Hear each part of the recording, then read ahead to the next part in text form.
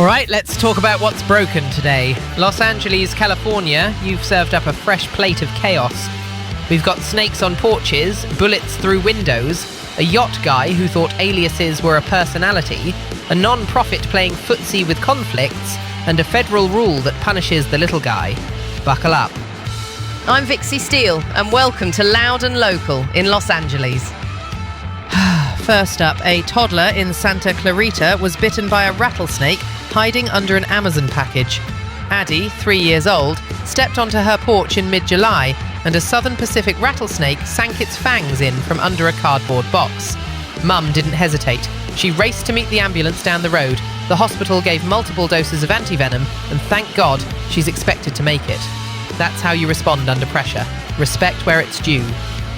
Look, rattlesnake season in California runs April to October, but this warm weather has them out early and cranky. They like shade and edges, which means doormats, planters, and under your deliveries. The surprising part here is the Amazon box, but it tracks. Big brown rectangle, warm patch of concrete, perfect hide. Honestly, folks, leaving a snake trap on your doorstep is just another reason to hate these delivery giants. Drop and dash, no thought for where the hell they dump it. Keep your porches clear, use a stick before you grab, and for the love of sanity, watch the kids and the pets. Moving on, before I break something, a stray bullet has claimed the life of a young mother in South LA, leaving her baby facing an uncertain future. Maria Barrios Ventura, just 20 years old, was asleep with her 1-year-old when a round came through the window in the early hours in mid-July. She never woke up.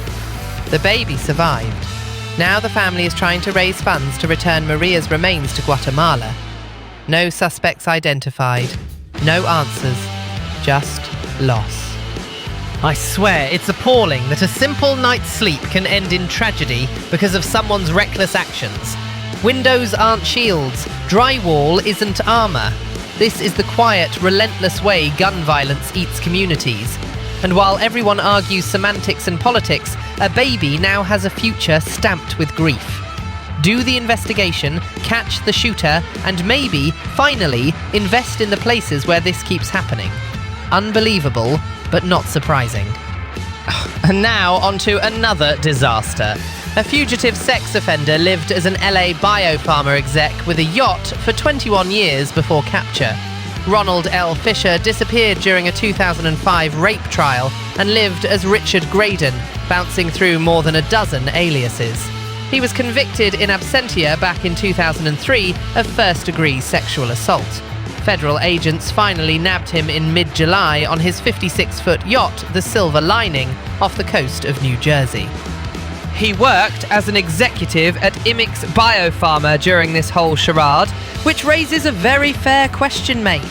How does someone pull off a double life this loud, this openly, for 2 decades? Background checks, corporate gatekeepers, any of that ring a bell? Oh, this again. The system only works if it wants to. Meanwhile, the survivor had to watch the calendar flip for 21 years. Throw the book at him, then throw the bookshelf.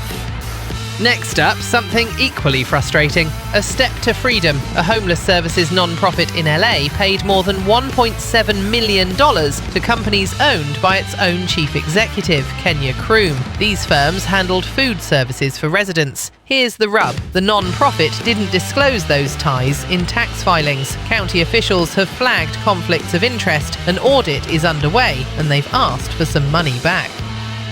Kroom says the meals were cheaper than outside vendors. Maybe that's true, but conflict of interest policies exist for a reason.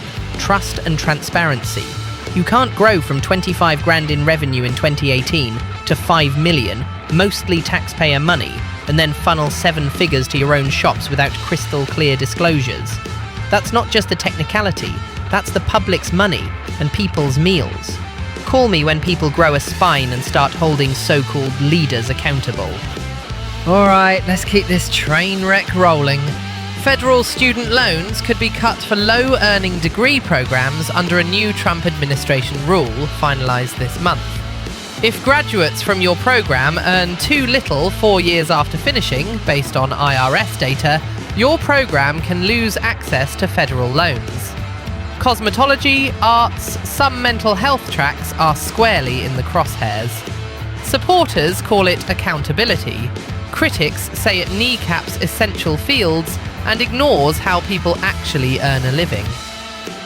Numbers-wise, the Education Department expects around 5.2% of programmes to fail the benchmark overall, about 3% at public and non-profit schools, and roughly a third at for-profits. Around 4.2% of students relying on federal loans are in programmes likely to fail. And the beauty world says those earnings are lowballed because tips and part-time work don't get counted properly. Yeah, no. Bean counters love tidy charts. Real lives are messier. Here's my take. This feels like punishing the little guy while dodging the real fix. Go after predatory programs, yes. Demand results, yes.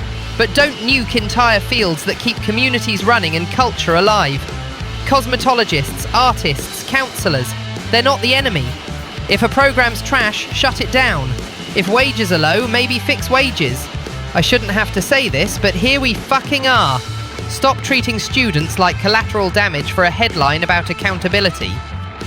And that's today's dose of reality from Loud and Local with Vixie Steele in Los Angeles. Go make something of your day and catch you tomorrow, mates.